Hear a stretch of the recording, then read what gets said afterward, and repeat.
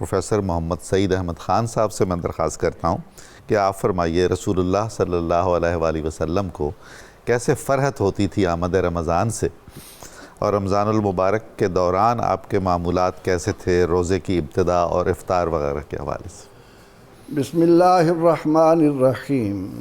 اللہم صلی وسلم علی حبیبک المکرم وعلی آلہ المحترم۔ محترم پروفیسر صاحب، جن برستی رحمتوں میں، مغفرتوں میں، سعادتوں میں، اللہ کی نعمتوں میں ہم اس وقت گفتگو کر رہے ہیں، اس میں یہ جاننا کہ ماہ رمضان المبارک کی آمد پر سرور دو جہاں سید عالمیاں رحمت عالم صلی اللہ علیہ وسلم کی کیا کیفیت ہوتی تھی، آپ اس کا کس طرح سے استقبال کرتے، آپ کے معمولات کیا تھے۔ سبحان اللہ۔ ان عظیم باتوں کو جاننے سے پہلے ہمارے لیے یہ جاننا از بس ضروری ہے کہ اللہ رب العزت نے آپ کو تمام جہانوں کے لیے رحمت بنا کر بھیجا۔ بے شک۔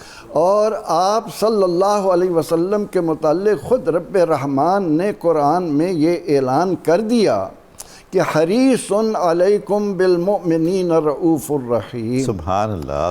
کہ میرے نبی صلی اللہ علیہ وسلم کو اہل ایمان کے ساتھ جو محبت ہے، ان کے لیے آپ جن بھلائیوں کا اپنے اندر ایک شدت رکھتے ہیں، اس کے تقاضے ہی کچھ اور ہیں۔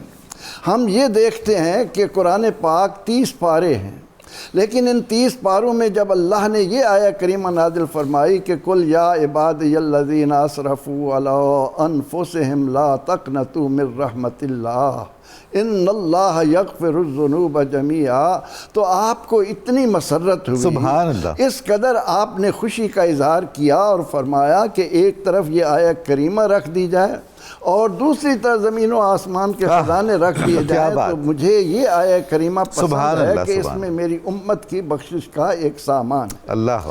اب رمضان المبارک میں اور آپ بلکہ ہر امتی جانتا ہے کہ ہم جن کے امتی ہیں وہ ابو القاسم ہیں، جنت تقسیم کرنے والے ہیں، وہ اس شان کے مالک ہیں کہ وَلَسَوْفَ يُعْطِيكَ رَبُّكَ فَتَرْضَىٰ، جنہیں خود رب رحمان راضی کر رہا ہے۔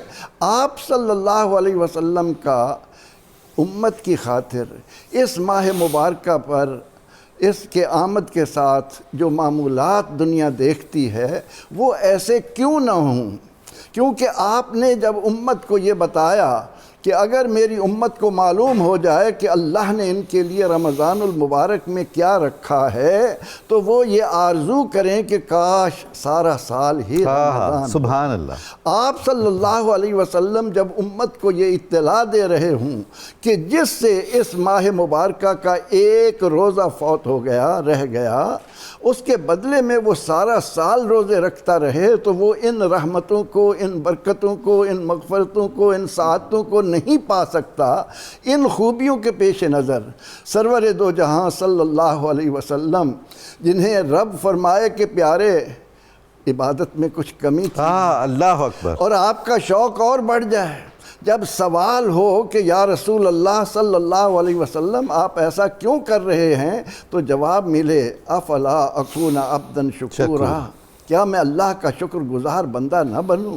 اس شکر گزاری کا جو رنگ ماہ رمضان المبارک کی آمد پر ہمیں نظر آتا ہے، علماء لکھتے ہیں کہ صحابہ کرام رضوان اللہ علیہم اجمعین نے ہم تک یہ بات پہنچائی کہ رمضان کی آمد پر آپ صلی اللہ علیہ وسلم پر بشاشت کا، فرحت کا ایک عجیب سما ہو جاتا تھا، رنگ ہی نکھر جاتا تھا۔ کیا بات!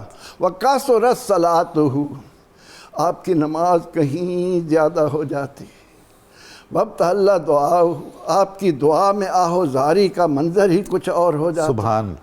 اور آپ صلی اللہ علیہ وسلم عملاً جیسا کہ آپ نے فرمایا کہ تہبند کس لیتے تھے، یعنی مستعدی نظر آتی تھی کہ اور دنوں کے مقابلے میں، ورنہ تو ہم دیکھتے ہیں کہ آپ صلی اللہ علیہ وسلم کا ایک ایک لمحہ بے شک اللہ سے قرب کے ساتھ ساتھ امت کے لیے رونا، امت کے لیے دعائیں مانگنا، امت کے لیے اللہ سے فضل و کرم مانگتے رہنا، وہ ہر وقت ہی جوبن پر نظر آتا ہے۔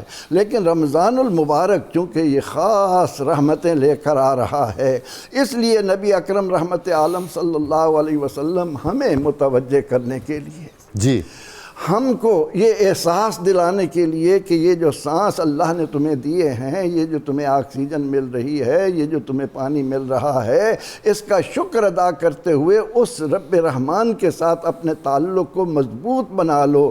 مجھے دیکھو کہ میں امام المرسلین ہو کر، اللہ اللہ، مجھے دیکھو کہ جن کی ختم نبوت کا ڈنکا آدم کے وجود میں آنے سے پہلے بج رہا تھا۔ سبحان اللہ، سبحان اللہ، کن تو نبیم و آدم و بین الجسد والروح۔ سبحان اللہ، میں یہ نمونہ تمہارے سامنے رکھ رہا ہوں، تم اس سے غافل نہ ہونا۔ تمہیں یہ لمحات جو میسر آ رہے ہیں، ان سے ایک ایک لمحے میں، اب اس سے بڑی کیا بات ہوگی کہ حضور علیہ الصلاۃ والتسلیم فرمائیں کہ رمضان المبارک کی آمد کے ساتھ ہی پہلے دن ہی قبلے کے ماننے والوں کو اللہ تعالیٰ معاف کر دیتا ہے۔ جس ماہ مبارکہ کی آمد پر سحری اور افطار کے وقت اللہ تعالیٰ کتنے گناہ گاروں کو جہنم سے آزادی عطا کر رہا ہو، اس میں غفلت کا شکار ہونا، تو آپ صلی اللہ علیہ وسلم کی ایک تو یہ مستعدی ہوتی تھی۔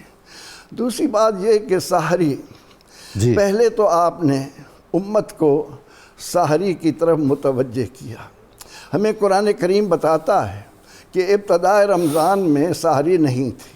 اچھا، افطار کے بعد سونے سے پہلے جو کھا لیا کھا لیا۔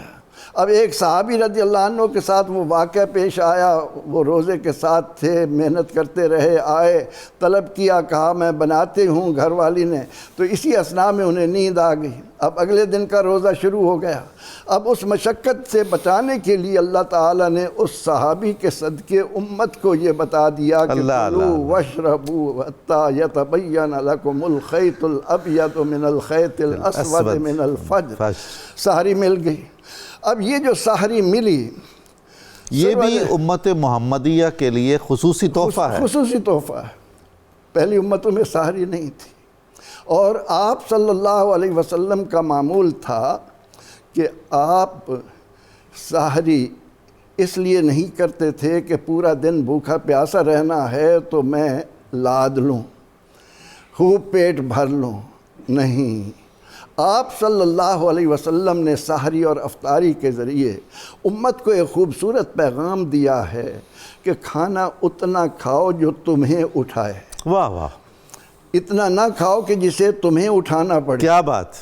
اب نبی اکرم اور صحت کے اصولوں میں یہ بات پوری طب کی دنیا جانتی ہے۔ یہ وہ ہستی ہیں حضور جو جان اعتدال ہیں، روح توازن ہے، وہ یہ نہیں فرمائیں گے تو کیسے؟ آپ صلی اللہ علیہ وسلم نے پہلے تو سحری کی طرف خوب توجہ دلائی، فرمایا تسحروا، اے میری امت سحری کرنا مت بھولیے گا۔ واہ، سبحان اللہ، کیونکہ اللہ نے سحری میں برکت رکھی ہے۔ اب کھانا زندہ رہنے کے لیے ہمیں ضروری ہے، لیکن اللہ کے نبی علیہ الصلاۃ والتسلیم کی بدولت رمضان المبارک کے ان بابرکت لمحات میں یہ انعام مل رہا ہے کہ اپنے وجود کو باقی رکھنے کے لیے حلال اور طیب چیزیں کھاؤ، پیو، اور پھر برکتیں بھی ساتھ سمیٹ۔ کیا بات! تو نبی اکرم رحمت عالم صلی اللہ علیہ وسلم تر کھجوروں سے سحری فرماتے، تر کھجوریں نہ ہوتی تو آپ چھوارے نوش فرما کھا لیتے۔ اس قدر سادہ، اگر یہ بھی نہ ہوتا تو آپ فرماتے ہیں پانی فَإِنَّهُ طہور، وہ پاک ہے، وہ تمہارے لیے طاقت کے ایک سامان ہے۔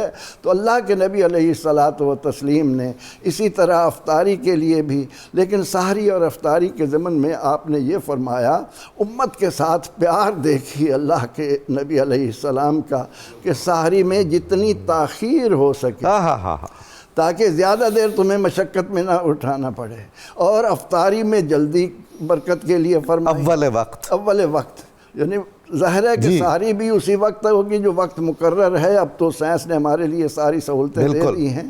اسی طرح افطاری بھی رات آنے پر واہ یہ نہیں ہے کہ سورج کی ادھر موجود ہے اور آپ کہیں کہ جلدی کہی ہے. جلدی سے مراد یہ ہے کہ سورج غروب ہو جائے, اس کے بعد یہ نہیں ہے کہ بیٹھے رہیں جی ابھی اندھیرا ہو جائے پھر کھائیں گے. تو اللہ کے نبی علیہ الصلاۃ والتسلیم نے اپنے معمولات کے ذریعے یہ ساری برکتیں ہمیں سمیٹنے کے لیے یہ معمولات عطا. سبحان اللہ.